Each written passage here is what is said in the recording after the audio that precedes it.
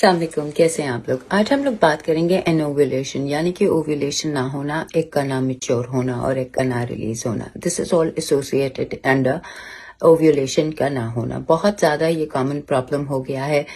50% messages इसी के आते हैं, या तो लो AMH, PCOS या फिर ओव्यूलेशन नहीं हो रही है, अंडा मैच्योर नहीं हो रहा। तो दिस इज द रीजन कि आपको एनोव्यूलेशन हो रही है, आपकी ओव्यूलेशन ठीक से नहीं हो रही।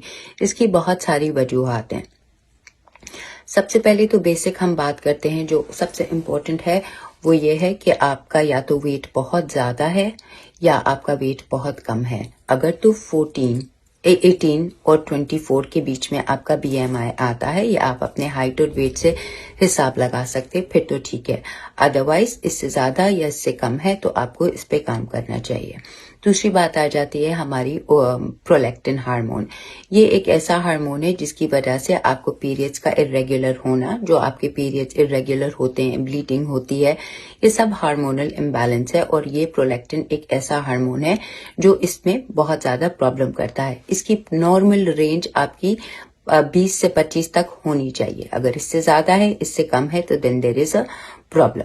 इसको बैलेंस करना बहुत ज़रूरी है। ये एक वजह है, एग मैच्योर नहीं हो रहा, बड़ा नहीं हो रहा और ऐसे ही रिलीज हो रहा है।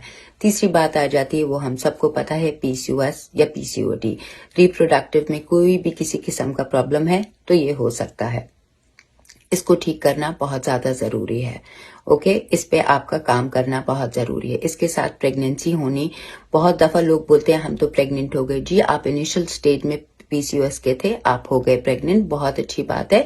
लेकिन जो रूट कॉज है वो नहीं होते। हर एक की बॉडी डिफरेंट होती है। हम तो वही देंगे, आपको इन्फॉर्मेशन देंगे जो किताबें और साइंस बोलती है। दूसरी बात आ जाती है thyroid. Thyroid is also a very big problem जो कि लोग एड्रेस नहीं करते। अमूमन यही कहा जाता है कि हम गोली ले रहे हैं और हमारा थायराइड नॉर्मल है। नहीं जी, थायराइड अगर आप गोली ले रहे हैं तो वो नॉर्मल नहीं है। इसकी वजह से ही आपको ओव्यूलेशन नहीं हो रही, इसकी वजह से आपके पीरियड्स इरेगुलर हो रहे हैं और आपको एग मैच्योर नहीं हो रहा। तीसरी बात आ जाती है, अब यंग लोग, बहुत सारी औरतें स्मोकिंग पे आ गई हैं, तो smoking is also a big problem.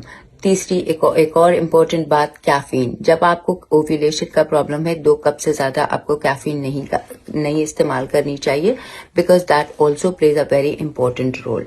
फिर हमारी सबसे इम्पोर्टेंट बात आ जाती है डाइट। अगर तो आपकी डाइट में अनहेल्दी फैट्स बहुत ज्यादा मौजूद है, यानी कि पिज्जा, बर्गर, बाहर का खाना, फ्रेंच फ्राइज, जो कि अब हमारी डाइट बन गई है, तो इस वजह से भी ये बहुत ज्यादा, जब आपका बकवास वाला फैट, बेकार वाला fat, excuse me for the word, तो वो आपका प्रॉब्लम्स करता है बॉडी में।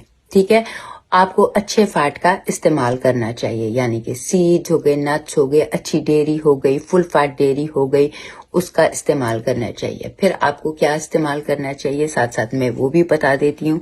ब्रॉयलर मुर्गी आप कम इस्तेमाल करिए, क्योंकि उसमें भी हार्मोन्स होते हैं और वो हार्मोन्स फिर आपकी बॉडी में आते हैं और उससे बहुत प्रॉब्लम होता है। कोशिश करिए व्हाइट मीट का इस्तेमाल करिए, प्लांट बेस्ड प्रोटीन लीजिए, ये चीजें, और विटामिन्स लीजिए। इनसे आपकी ओव्यूलेशन में फर्क पड़ेगा। और सबसे पहले अपना रूट कॉज ढूंढिए। जब तक आप अपने रूट कॉज पे काम नहीं करेंगे, you can not hide the problem.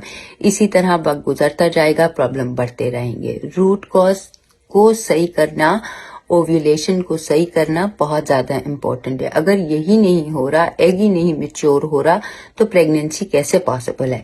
इन चीजों का बहुत ध्यान रखा करें। बार बार आप लोगों को बताते हैं। अगर आप मुझसे ट्रीटमेंट कराना चाहते हैं तो जरूर आप मुझसे राब्ता करें। I would love to help you. खुदा हाफिज।